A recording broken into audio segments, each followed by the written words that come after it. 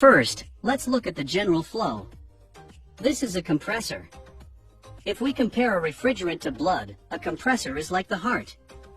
A compressor circulates a refrigerant and compresses it with high temperature and pressure. Then, the refrigerant pressed by the compressor flows to a condenser. While evaporation is the transition of liquid to gas through heat absorption. Condensation is the transition of gas to liquid when it loses heat. A condenser serves to turn refrigerant in hot gas state into liquid form by taking away its heat. The refrigerant passed through a condenser becomes liquid and flows into expansion valve. There is a section in the expansion valve where the piping gets narrow, and as the refrigerant passes here, it splits up into many pieces. What we see here is similar to the principle behind water being spread from spray. As the pressure on the refrigerant drops, its temperature drops dramatically as well. The refrigerant with lowered temperature then goes into an evaporator to steal away heat. An evaporator is literally a device that evaporates liquid into gas. Cooled refrigerant steals away the heat in the room and evaporates. The compressor and condenser are built inside the outdoor unit of an air conditioner. The evaporator and expansion valve are built within the indoor unit of an air conditioner, which is what we normally refer to when we talk about air conditioner. Now, let's dive deeper into the functions of each mechanical components of an air conditioner.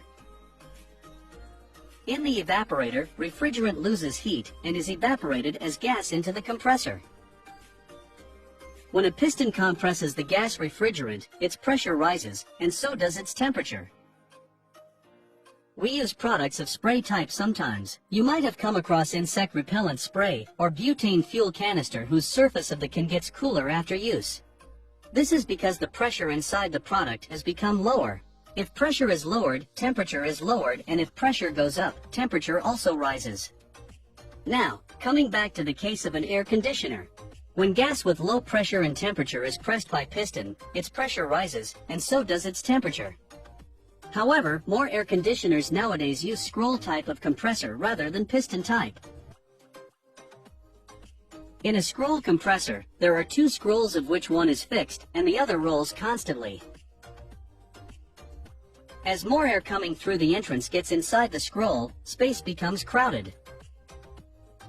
As there is less space now, gas becomes more compressed and is discharged from the middle of the scroll in a compressed state. The reason for using such type of a compressor is the efficiency of space utilization. This type of a compressor allows the machinery to become smaller in size and reduces noise as well as vibration. Compressed air is then sent to a condenser to be pressed into liquid. The temperature of refrigerant passed through the compressor is above 80 Celsius, which is in a hot gas state. This refrigerant passes through a condenser and is cooled down slowly with chilled air from fans. When liquid evaporates, it absorbs heat and becomes gas. As it transforms into gas, its kinetic energy becomes stronger. When the gas loses heat, its kinetic energy becomes weaker and it becomes liquid. In other words, chilled gas becomes liquid. A refrigerant in gas state of high temperature loses heat as it passes through a condenser. As such, it becomes condensed and at the exit, it turns into liquid almost. Although the refrigerant has thrown off some of the heat as it passes through a condenser, it is still hot, with temperature at about 50 Celsius. The refrigerant in high temperature and high pressure liquid flows into expansion valve. The refrigerant which used to flow in large space now passes through narrow area and its pressure drops as it goes. When the pressure drops, temperature drops dramatically as well. The cool refrigerant is now sent to an evaporator. Expansion valve are connected to sensible heat storage that detects heat. Sensible heat storage is installed on the exit of an evaporator and detects temperature. Inside the storage is fluid sensitive to temperature changes, and as the temperature at the exit of an evaporator rises, the gas pressure rises, which in turn presses on a spring to send more refrigerant to evaporator. When the amount of refrigerant going into evaporator surges, cooling emission surges too.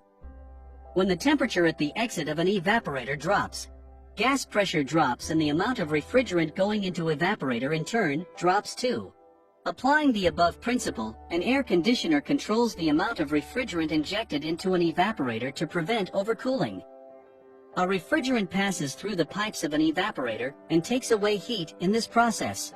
As the pan underneath starts to operate, warm air in the room is sent to an evaporator and cooled air is emitted.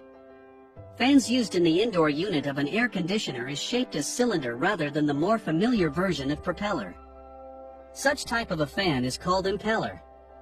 As wall-mounted air conditioners cannot take up large space, impeller type of fan is used instead of propeller type.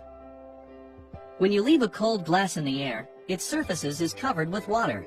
This is because gas has lost heat to be condensed. Pipes flowing with cold refrigerant are also covered with water drops on the surface.